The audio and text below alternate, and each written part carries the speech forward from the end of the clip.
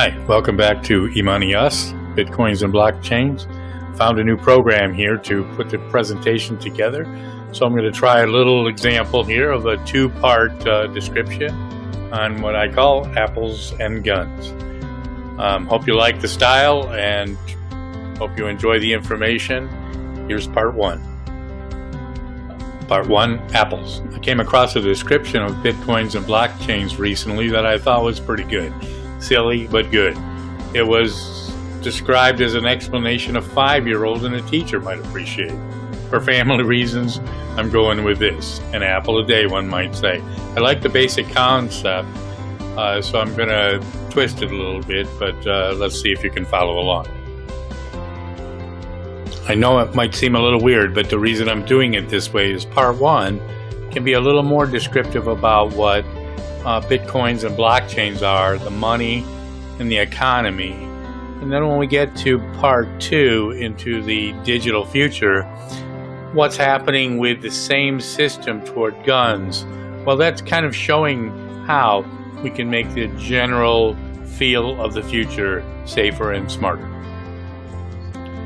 First things first, let's look at Bitcoins as if they were an apple, or more specifically, let's start with, I have an apple and you don't.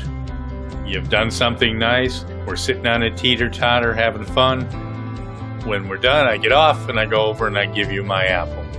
Simple enough, you now have an apple and I don't. You have a Bitcoin and I don't. The tricky part now comes when we go to digital apples. The first thing we have to do is assign a string of letters and numbers and symbols and such to each apple so as that we can now go online and identify where that apple is and who it belongs to.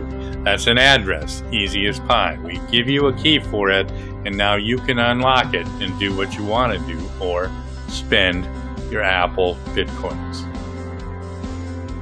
Of course, we all know that apples, like money, are better in bunches. They grow on trees, and we can have an entire orchard of them. The bigger the orchard, the more apples we have. The more apples we have, people want our apples, and they like our apples, and the apples have more value. It's at this point where we go from Bitcoins to blockchains. Now that we have so many apples and people want to sell them or trade them or give them to somebody else, well, you can't pay your rent really with apples, so you need to convert it. You need to make sure that you have your apples and you can give them to somebody else, or they have theirs, and we don't have all kinds of duplicate fake apples around. That's what blockchain is more about. So how do we keep track of the apples? Like an accounting ledger. Everyone has numbers and letters identifying it.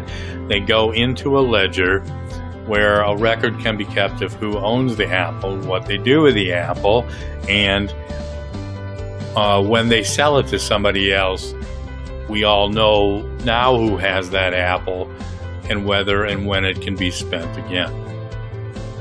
The way the computer deals with the ledgers and the transactions is every time you send one of your apples or parts of it around, it goes to what's called a node, which is a computer device of some sort. Little bits and pieces do. They're all blockchained together with tags and identifiers. So when it's necessary, the apple has to come together again. The computer knows which parts come together as a single apple. It takes an apple a day to keep the doctor away. And so it's kind of worth repeating here too. The thing about Bitcoins is all of them are in the ledger, all of them uniquely identified. Everybody gets to keep an eye on the transactions, the various elements, watch what's happening, and all the pieces divided up keep the whole solid and healthy. So that's the start of the structure that keeps us going. What's all the more interesting, of course, is there is no bank. There is nobody, no institution that's charging you a fee or whatever as to what you do with your apples. You do what you want with your apples. The rest of us just make sure it's all played fairly. Next up, part two on guns.